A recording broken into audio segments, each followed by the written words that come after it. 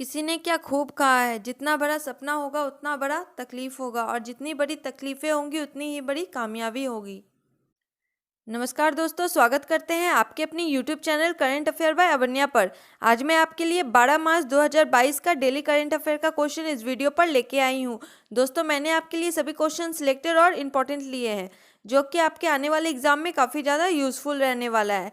तो दोस्तों, वीडियो को लास्ट तक जरूर देखें और हमें कमेंट करके बताएं कि वीडियो आपको कैसी लगी। और जो स्टूडेंट इस चैनल पर नए हैं वो हमारे channel current affair by Avanya को जरूर से जरूर सब्सक्राइब कर ले और साथ ही बेल आइकन प्रेस करना ना भूले। तो चलिए इसी के साथ शुरू करते हैं आज के हमारे फर्स्ट क्वेश्चन से। दोस्तों, आज का मेरा पहला क्वेश्चन है, CISF स्थापना दिवस कब मनाया गया? तो हमारा आंसर होगा 10 मार्च। 10 मार्च को CISF स्थापना दिवस मनाया गया। ठीक है, जान लेते हैं इसके इंपॉर्टेंट पॉइंट को। दोस्तों, इसका इंपॉर्टेंट पॉइंट है, वर्ष 1969 में CISF की स्थापना 10 मार्च को हुई थी। ठीक है, और CISF अधिनियम 1968 के तहत 3 बटालियन का गठन किया गया था, जिसे भारत की संसद द्वारा पारित किया गया था। ठीक है, तब से इस दिन को हर साल CISF स्थापना दिवस राइजिंग डे के रूप में मनाया जाता है। ठीक है, केंद्रीय औद्योगिकी सुरक्षा बल भारत में केंद्रीय सशस्त्र पुलिस बल के लिए है। यह केंद्रीय गृह मंत्रालय के तहत काम करने वाले भारत के 6 अर्धसैनिक बलों में से एक है। ठीक है, ध्यान रखिएगा। दोस्तों, यहाँ पे बात हुई है CISF की, तो जान लेते हैं CISF का फुल फॉर्म।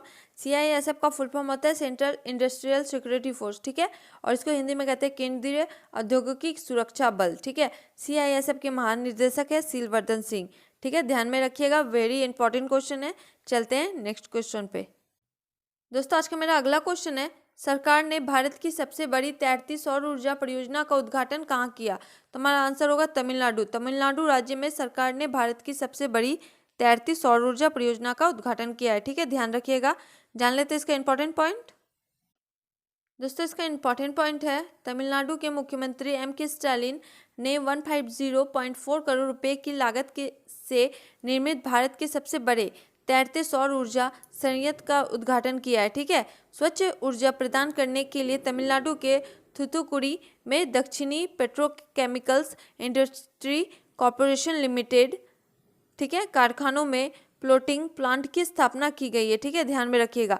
इसका उद्देश्य पर्यावरणीय रूप से स्थायी बिजली उत्पादन करना, ठीक है, उत्पादन प्रदान करना और कार्बन फुटप्रिंट को कम करना है। ठीक है, फ्लोटिंग पावर प्लांट में सालाना 42 मिलियन यूनिट बिजली पैदा करने की क्षमता होती है। ठीक है दोस्तों, यहाँ पे बात हुई है तमिलनाडु की, तो चलिए तमिलनाडु राज्य से रिलेटेड कुछ इंपॉर्टेंट पॉइंट जान लेते हैं। दोस्तों, तमिलनाडु की राजधानी है चेन्नई। ठीक है, ध्यान रखिएगा। तमिलनाडु के मुख्यमंत्री है के स्टालिन और तमिलनाडु के राज्यपाल है एन रवि। ठीक है, बहुत ही इंपॉर्टेंट क्वेश्चन है। चलते हैं नेक्स्ट क्वेश्चन की ओर। दोस्तों, आज का मेरा अगला क्वेश्चन है, विश्वकर्मा राष्ट्रीय पुरस्कार किस मंत्री द्वारा प्रदान किया गया? ठीक है, तो हमारा आंसर होगा श्री भूपेंद्र यादव, जो कि केंद्रीय श्रम, रोजगार, पर्यावरण, वन और जलवायु परिवर्तन के मंत्री है। ठीक है, इनके द्वारा विश्वकर्मा राष्ट्रीय पुरस्कार प्रदान किया गया है। ठीक है, जान लेते हैं इसका इंपॉर्टेंट पॉइंट। दोस्तों, इसका इंपॉर्टेंट पॉइंट है, विश्वकर्मा राष्ट्रीय पुरस्कार प्रदर्शन वर्ष 2018 के लिए राष्ट्रीय सुरक्षा पुरस्कार NSA और प्रतियोगिता वर्ष 2017, 18, 19 और 2020 के लिए राष्ट्रीय सुरक्षा पुरस्कार माइंस आज केंद्रीय श्रम और रोजगार, पर्यावरण, वन और जलवायु परिवर्तन मंत्री श्री भूपेंद्र यादव द्वारा प्रदान किए गए। ठीक है दोस्तों, 1965 से श्रम और रोजगार मंत्रालय ने विश्वकर्मा राष्ट्रीय पुरस्कार VRP और राष्ट्रीय सुरक्षा पुरस्कार NSA कार्यक्रम और 1983 से राष्ट्रीय सुरक्षा पुरस्कार माइन कार्यक्रम चलाया है। ठीक है, ध्यान में रखिएगा, काफ़ी इंपॉर्टेंट क्वेश्चन है, आने वाले एग्जाम के लिए काफ़ी ज़्यादा इंपॉर्टेंट भी रहने वाला है। ठीक है, चलते हैं नेक्स्ट क्वेश्चन की ओर। दोस्तों, आज का मेरा अगला क्वेश्चन है, Skoch state of governance ranking 2021 का पहला स्थान किस राज्य को मिला है? तो हमारा आंसर होगा आंध्र प्रदेश। आंध्र प्रदेश राज्य को Skoch state of governance ranking 2021 का पहला स्थान मिला है। ठीक है दोस्तों, जान लेते हैं इसका इंपॉर्टेंट पॉइंट। दोस्तों इसका इंपॉर्टेंट पॉइंट है, आंध्र प्रदेश ने लगातार दूसरे वर्ष Skoch state of governors ranking में अपना नंबर 1 स्थान बरकरार रखा है। ठीक है, एक विज्ञापित के अनुसार राज्य ने लगातार दूसरे वर्ष पहली रैंक बरकरार रखी। ठीक है, 2020 में भी आंध्र प्रदेश ने शासन में शीर्ष स्थान पर हासिल किया। ठीक है, स्कॉच के अनुसार आंध्र प्रदेश 2018 में दूसरे स्थान पर था और बाद में 2019 में यह चौथे स्थान पर खिसक गया था। ठीक है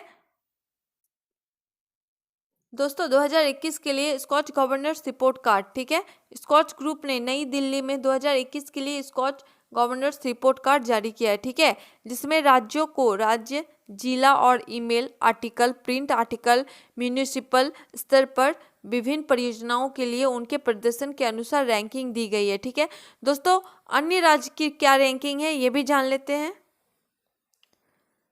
दोस्तों, अन्य राज्य की जो रैंकिंग है वह है, दूसरे स्थान पर है पश्चिम बंगाल। ठीक है, और उड़ीसा तीसरे स्थान पर, गुजरात चौथे स्थान पर और महाराष्ट्र 5वें स्थान पर था। ठीक है, पड़ोसी तेलंगाना 6वें स्थान पर था। ठीक है, ध्यान रखिएगा। चलते हैं नेक्स्ट क्वेश्चन की ओर। दोस्तों, आज का मेरा अगला क्वेश्चन है, अंतर्राष्ट्रीय महिला न्यायाधीश दिवस कब मनाया जाता है। ठीक है, तो हमारा आंसर होगा 10 मार्च। 10 मार्च को अंतर्राष्ट्रीय महिला न्यायाधीश दिवस मनाया जाता है। ध्यान रखिएगा। जान लेते हैं इससे रिलेटेड इंपॉर्टेंट पॉइंट। दोस्तों, इसका इंपॉर्टेंट पॉइंट है, 10 मार्च को अंतर्राष्ट्रीय महिला न्यायाधीश दिवस, इंटरनेशनल डे ऑफ वुमेन जजेस। ठीक है, इस दिन यूनाइटेड नेशनल के प्रतिबंधीय और नेतृत्व स्तर पर न्यायिक प्रणाली और संस्था के महिलाओं की उन्नति के लिए उपयुक्त और प्रभावी राजनीतिक और योजनाओं को विकसित करने और लागू करने की अपनी प्रतिबद्धता की पुष्टि की है। ठीक है, चलते हैं नेक्स्ट क्वेश्चन की ओर। दोस्तों, मेरा अगला क्वेश्चन है, तीसरा राष्ट्रीय युवा संसद महोत्सव NYPF कहाँ शुरू हुआ। तो हमारा आंसर होगा नई दिल्ली। नई दिल्ली में तीसरा राष्ट्रीय युवा संसद महोत्सव शुरू हुआ है। ठीक है, जान लेते हैं इसका इंपॉर्टेंट पॉइंट। दोस्तों, इसका इंपॉर्टेंट पॉइंट है, राष्ट्रीय युवा संसद महोत्सव national youth parliament festival NYPF का तीसरा संस्करण लोकसभा सचिवालय और युवा मामले और खेल मंत्रालय द्वारा संयुक्त रूप से 10 और 11 मार्च 2022 को संसद के सेंट्रल हॉल नई दिल्ली में आयोजित किया गया है। ठीक है, केंद्रीय खेल मंत्री अनुराग ठाकुर 10 मार्च को NYPF के उद्घाटन सत्र को संबोधित करेंगे, जबकि लोकसभा अध्यक्ष ओम बिरला 11 मार्च को समापन समारोह को संबोधित करेंगे। ठीक है, जान लेते हैं महत्वपूर्ण जानकारी। दोस्तों, इसका जो इंपॉर्टेंट पॉइंट है, ठीक है, यह है पहला नंबर पे, तीसरा NYPF जिला स्तर पर 14 फरवरी 2022 को वर्चुअल मोड के माध्यम से लॉन्च किया गया था। ठीक है, जिसमें 2.44 लाख से अधिक युवाओं ने भाग लिया था। इसके बाद 23 से 27 फरवरी 2022 तक राज्य युवा संसदों ने वर्चुअल मोड के माध्यम से किया। ठीक है, दूसरा पॉइंट है, जिला और राज्य स्तर के YPF के कुल मिलाकर 87 विजेता, जिसमें से 62 महिला है, 25 पुरुष है, अब NYPF 2022 में भाग लेंगे। ठीक है, और दोस्तों तीसरा पॉइंट है, राष्ट्रीय युवा संसद युवाओं को देश के लिए अपने विचारों और अपनों को आवाज देने के लिए एक मंच प्रदान करती है। ठीक है, और अपनी चिंताओं और स्थानीय समस्याओं को आवाज देने में सक्षम बनाती है। ठीक है दोस्तों, NYPF का उद्देश्य क्या है, इसके बारे में जान लेते हैं। दोस्तों, NYPF का उद्देश्य है, इसका उद्देश्य 18 से 25 वर्ष से कम आयु के युवाओं की आवाज़ सुनना है, और जो आने वाले वर्षों के सार्वजनिक सेवाओं सहित विभिन्न करियर में शामिल होंगे। ठीक है, राष्ट्रीय स्तर के शीर्ष 3 युवा विजेताओं को समापन समारोह के दौरान लोकसभा अध्यक्ष के सक्षम बोलने पर अवसर मिलेगा। ठीक है, ध्यान रखिएगा। चलते हैं नेक्स्ट क्वेश्चन की ओर। दोस्तों, आज का मेरा अगला क्वेश्चन है, दक्षिण कोरिया के नए राष्ट्रपति कौन बने हैं। तो हमारा आंसर होगा यू सुक योल। यू सुक योल दक्षिण कोरिया के नए राष्ट्रपति बन गए हैं। ठीक है, जान लेते हैं इसका इंपॉर्टेंट पॉइंट। दोस्तों, इसका इंपॉर्टेंट पॉइंट है, यू सुक योल को देश के नए राष्ट्रपति के रूप में चुने जाने के लिए 2022 दक्षिण कोरियाई राष्ट्रपति चुनाव का विजेता घोषित किया गया है, ठीक है। वह 5 साल की निश्चित अवधि के लिए 10 मई 2022 को राष्ट्रपति के रूप में पदभार ग्रहण करने वाले हैं, ठीक है। यू सुक योल वर्तमान राष्ट्रपति मून जे इन का स्थान लेंगे। किनका स्थान लेंगे? मून जे इन का स्थान लेने वाले हैं यू सुक योल, ठीक है। दोस्तों यहाँ पे बात हुई है दक्षिण कोरिया की, ठीक है। तो दक्षिण कोरिया एशिया महाद्वीप में स्थित है। दक्षिण कोरिया की राजधानी है सियोल और दक्षिण कोरिया की करेंसी है दक्षिण कोरियाई वॉन, ठीक है। दक्षिण कोरिया के प्रधानमंत्री है किम बू क्यूम और दक्षिण कोरिया के राष्ट्रपति है योन सुक योल, ठीक है। ध्यान में रखिएगा। चलते हैं नेक्स्ट क्वेश्चन की ओर। दोस्तों आज का मेरा अगला क्वेश्चन है, virtual smart grid knowledge centre का शुभारंभ किस मंत्री ने किया? तो हमारा आंसर होगा केंद्रीय बिजली मंत्री। केंद्रीय बिजली मंत्री ने virtual smart grid knowledge centre का शुभारंभ किया है, ठीक है। ध्यान में रखिएगा। जान लेते हैं इसके इंपॉर्टेंट पॉइंट। दोस्तों इसका इंपॉर्टेंट पॉइंट है, आज़ादी का अमृत महोत्सव कार्यक्रम के तहत केंद्रीय ऊर्जा मंत्री RK सिंह ने virtual smart grid knowledge centre, ठीक है, और इनोवेशन पार्क का शुभारंभ किया है, ठीक है। बिजली राज्य मंत्री कृष्ण पाल गुर्जर की उपस्थिति थे, ठीक है। दोस्तों CRK सिंह ने इस कार्यक्रम में बोलते हुए कहा कि ऊर्जा उद्योग में दुनिया तेजी से बदल रही है। जैसा कि भारत में पता चलता है, उन्होंने कहा कि भारत दुनिया में किसी भी अन्य देश की तुलना में अक्षय ऊर्जा क्षमता स्थापना की उच्च गति के साथ ऊर्जा परिवर्तन के मामलों में वक्र से बहुत आगे है, ठीक है। बहुत ही इंपॉर्टेंट क्वेश्चन है। चलते हैं नेक्स्ट क्वेश्चन की ओर। दोस्तों आज का मेरा अगला क्वेश्चन है, पॉल जंपिंग प्रतियोगिता में 6.19 मीटर ऊंची कूद लगाकर किस खिलाड़ी ने नया विश्व रिकॉर्ड बनाया? तो हमारा आंसर होगा मोंडो डुप्लांटिस, ठीक है। मोंडो डुप्लांटिस ने पोल जंपिंग प्रतियोगिता में 6.19 मीटर ऊंची कूद लगाकर विश्व रिकॉर्ड बनाया है, ठीक है। जान लेते हैं इसका इंपॉर्टेंट पॉइंट। दोस्तों इसका इंपॉर्टेंट पॉइंट है, ओलंपिक चैंपियन मोडो डुप्लांटिस ने बेलग्रेड इंडोर मीटिंग में 6.19 मीटर की कूद लगाकर अपना ही विश्व रिकॉर्ड तोड़ दिया है, ठीक है। डुप्लांटिस ने इससे पहले ग्लासगो इंडोर प्रतियोगिता में 6.18 मीटर का विश्व रिकॉर्ड बनाया, ठीक है, बनाया था, ठीक है। ध्यान में रखिएगा। चलते हैं नेक्स्ट क्वेश्चन की ओर।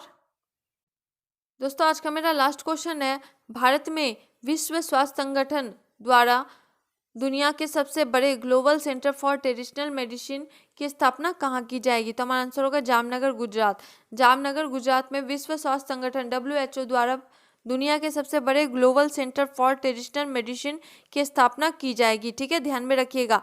दोस्तों यहाँ पे बात हुई है WHO की, तो WHO ने 7 अप्रैल 1948 से कार्य आरंभ किया, ठीक है। अतः वर्तमान में 7 अप्रैल को प्रतिवर्ष विश्व स्वास्थ्य दिवस मनाया जाता है, ठीक है। यह एक अंतर सरकारी संगठन है तथा सामान्यतः अपने सदस्य राष्ट्रों के स्वास्थ्य मंत्रालयों के सहयोग से कार्य करता है, ठीक है। दोस्तों WHO का फुल फॉर्म होता है वर्ल्ड हेल्थ ऑर्गेनाइजेशन, ठीक है। ध्यान रखिएगा। इसको हिंदी में कहते हैं विश्व स्वास्थ्य संगठन, ठीक है। इसकी जो स्थापना हुई थी वो है 7 अप्रैल 1948 में और इसका मुख्यालय है जनेवा स्विट्जरलैंड में, ठीक है। भारत WHO का सदस्य कब बना?